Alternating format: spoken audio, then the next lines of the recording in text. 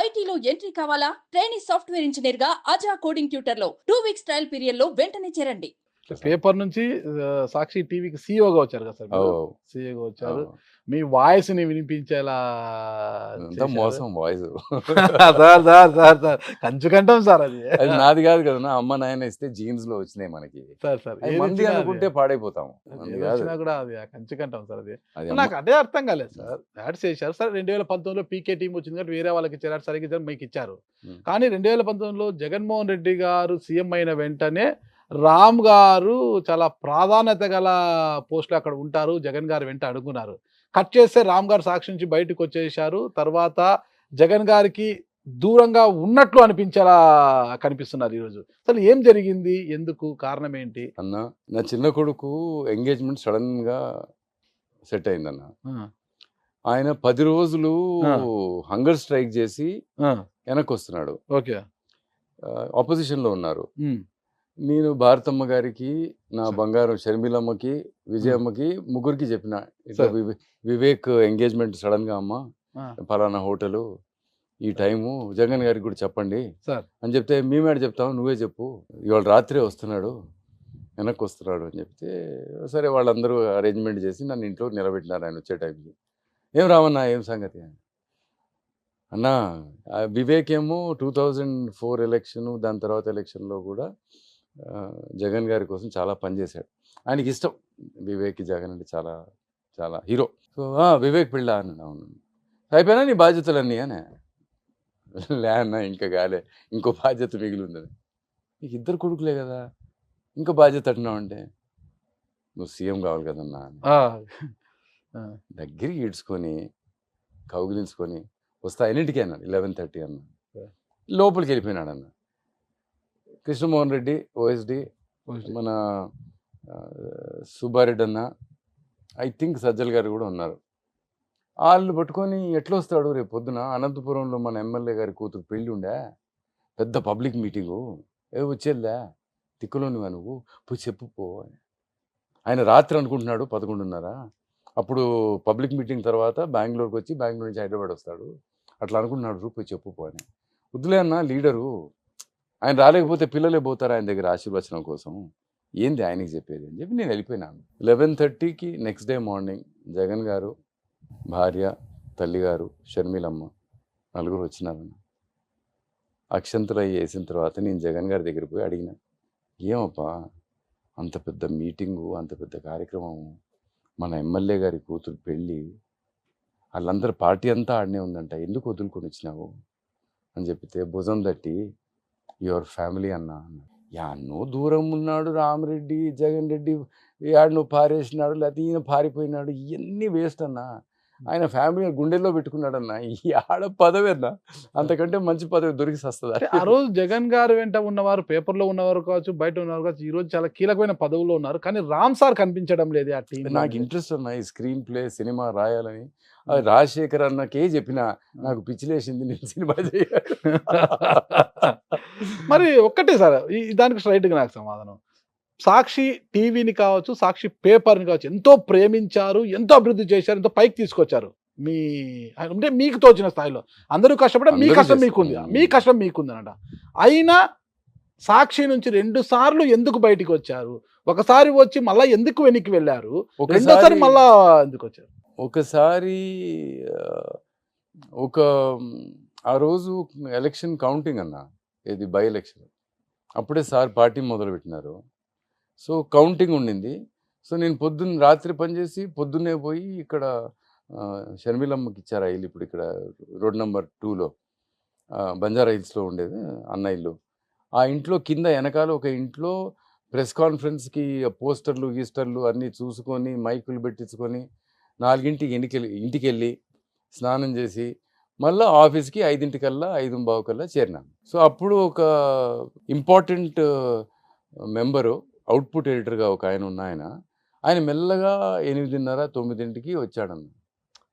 అందరూ పొద్దున్నే 5:30, 6ంటికి కౌంటింగ్ కాబట్టి ఉండాలని అందరూ రెడీగా ఉన్నారు. He came around 8:39.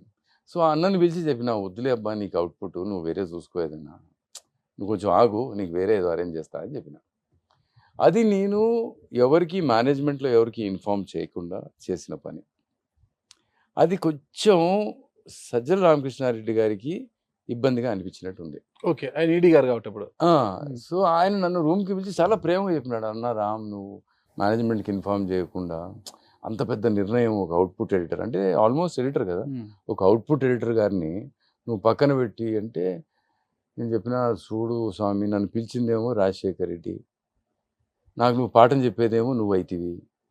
దేవుడి దయ వల్ల నేను తెచ్చుకున్నది ఒక టూత్ బ్రష్, ఒక టూత్ పేస్టు, అది ఉన్నది, అది వదిలేసిపోతా, నేను ఆఫీస్ వదిలేసిపోతున్నా, నేను రాను రేపటి నుంచి. ఆ లవ్ డాక్టర్కి రాసినవి ఒక 3 ఎక్స్ట్రా ఉన్నాయి, ఆ కాలంకి రాసినవి ఇది రాసిన, ఇవాళ పేజీలన్నీ రాసి పెట్టిన, సండే బుక్ కావాల్సినంత జరిగిపోయింది, ఇవన్నీ చెప్తున్నా స్వామి. లేదు లేదు నువ్వు కొంచెం మెల్లగా, తొందర ఏం లేదు, వెంటనే ఏమొద్దన్నా, మనసులో ఈ ఆలోచన వచ్చింది అంటే నేను ఉండటం కరెక్ట్ కాదు. నేను మా జగన్ రెడ్డి కౌంటింగ్ రోజు అందరూ అలర్ట్గా ఉండి పనిచేయాలనుకొని తీసుకున్న నిర్ణయం అది. లేకపోతే కొంత బంధువర్గానికో ఎవరికో మనం ఫేవరబుల్గా ఉంటున్నాం అన్న ఫీలింగ్ సంస్థలో ఉండకూడదు. జగన్ గారు is more important than all this అని తీసుకున్న నిర్ణయం. ఆ నిర్ణయం తప్పని మీరు చెప్తున్నారు. ఓకే, మీరు చెప్తున్నారా ఎవరు చెప్తున్నారో నాకు తెలియదు. మీరు చెప్తే మీ మేనేజ్మెంట్ చెప్పినట్టే, నాకు సంబంధం లేదని బయలుదేరి వచ్చేసిన. Okay, next day morning Jagan గారు 4:30కి ఇంటికి పిలిచినారు. ఏమి తిక్కనా నీకు, అది ఇది. నేను సేనంటే సేనని చెప్పి వచ్చేసిన. వాళ్ళు ఎవరిని దూరం చేసుకోలేదన్న, ఇది మన తిక్క. మళ్ళీ రెండోసారి జగన్ గారు పిలిస్తేనే వెళ్ళారు సార్. భారతమ్మ చాలా ఫోర్స్, చాలా సాక్షి పేపర్లో కావచ్చు, సాక్షి టీవీలో కావచ్చు, మీరు ఒక పెద్ద పులిలా ఉండేవారు. అదే పేపర్లోనే ఉత్తాన పతనాలను కూడా చూశారు సాక్షి రామ్ గారు. ఏం తేడా పడలేదన్న. ఏ పని చెప్పినా కూడా చేయాలి కదా. నువ్వు ప్రేమించింది జగన్మోహన్ రెడ్డిని, రాజశేఖర రెడ్డిని, ఆ కసువుడం అంటే కసు ఊడ్చుకోవాలి. ఏందా పెద్ద ఆలోచన ఏముంది, ఆయన ముఖ్యమంత్రి కావాలి అంతేగా, అంతేగా, వేరే ఆలోచన ఉంటుందా అన్న? మీరు ఎలక్ట్రానిక్ మీడియాలో ఒక కొత్త పుత్తలు దొక్కించారు. మీరే సాక్షి టీవీలో బ్రేకింగ్ న్యూస్ పెద్ద పెద్ద అక్షరాలతో వేయడం అలవాటు చేసింది మీరే. మీరు నేర్పిన తర్వాత ప్రతి ఛానల్ కూడా దాన్ని అలవాటు చేసుకుంది అనమాట. అంటే ఒక కొత్త పుంతలను తొక్కించారు మీ ఎలక్ట్రానిక్ మీడియాని. అలాంటి మిమ్మల్ని సాక్షి టీవీ నుంచి తప్పించి పేపర్ ఫీచర్స్ మాత్రమే పరిగణితం చేశారు. అబ్బో, నేను అప్పుడు పోయి సినిమాలో యాక్ట్ చేసిన అన్న, భారతం పిలిచి అడిగింది. తర్వాత బాలకృష్ణకి ఒక కథ ఇచ్చిన అన్న నేను, రైతు కథ. అన్న ఏందన్నా ఇది, నీకు ఇంత పెద్ద పదవి ఇచ్చి ఇంత బాధ్యత ఇస్తే అంటే నిలకడలేదు నాకమ్మా, నేను ఇస్తే. బాలకృష్ణ కథ ఇస్తే ఏమైంది సార్? అది చాలా ఇష్టపడ్డాడు ఆయన, రైతు కథ. మరి ఆయన కుటుంబంలో ఏం జరిగిందో నాకు తెలియదు. సో దానివల్ల ఇక మరి ఎట్లా అంటే, నేనైతే యాక్టింగ్ మానను, ఎవరైనా పిలిస్తే పోయి యాక్టింగ్ చేసి వస్తా అని చెప్పి, ఇట్లా అవుతుంది నేను ఫీచర్స్ ఒకటే హ్యాండిల్ చేస్తా అని చెప్తే అది కూడా ఒప్పుకోలేదు. పిలిచినారు జగన్ గారు, పిలిచి ఏమబ్బా నువ్వు ఏం చేయదలుచుకున్నావు ఉండు. తర్వాత వైఈపీ రెడ్డి గారు ఆయన చెప్పినారు, అన్నా నువ్వు ఫీచర్స్ టీవీలో పేపర్లో రెండిట్లో మేనేజ్ చేయి. వద్దన్నా, మన అంత మూర్ఖులం అన్నా మనం. మరి అంతలా వాళ్ళు చెప్పినా మీ అంతకు మీరే బయటకు వచ్చారు అనుకుంటాం సార్. వచ్చే రోజు కారు తాళాలు అక్కడ అప్పచెప్పి కళ్ళ నిండా నీళ్లు పెట్టుకొని వచ్చారు రామ్ గారు. అది నిజంగా సంతోషిస్తే అస్సలు కారు తాళం చెవులు వదిలిపోయింది నిజమే, అవన్నీ కరెక్టే. చాలా అన్నా, నేను ఎక్కడ నిలబడితే అక్కడ నాకు సరస్వతి, లక్ష్మీదేవి రెండు ఉంటాయన్న. నాకు ఆ భయమే లేదు, ఆ బాధ లేదు. జగన్ రెడ్డి ముఖ్యమంత్రి కావాలి అంతే కదా. ఇక్కడ లోపలే ఉండే పని చేయాలా, బయట నుంచి ఎంతమంది చేయలేదన్నా. సార్ బ్రేక్ తీసుకునే ముందు ఒక చిన్న ప్రశ్న అడగబోతున్నాను సార్. మిమ్మల్ని చూస్తే చాలా సున్నితంగా కనిపిస్తారు.